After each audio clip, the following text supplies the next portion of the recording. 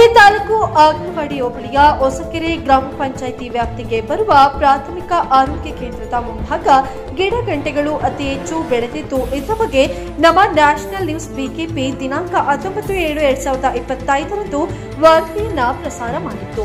ಈ ವರದಿ ಪ್ರಸಾರ ಮಾಡಿದ ಬೆನ್ನಲ್ಲೇ ಪ್ರಾಥಮಿಕ ಆರೋಗ್ಯ ಕೇಂದ್ರದ ಅಧಿಕಾರಿಗಳು ಎಚ್ಚೆತ್ತು ಪ್ರಾಥಮಿಕ ಆರೋಗ್ಯ ಕೇಂದ್ರದ ಕಾಂಪೌಂಡ್ ಸುತ್ತ ಆವರಣವನ್ನು ಸ್ವಚ್ಛಗೊಳಿಸಿದ್ದಾರೆ.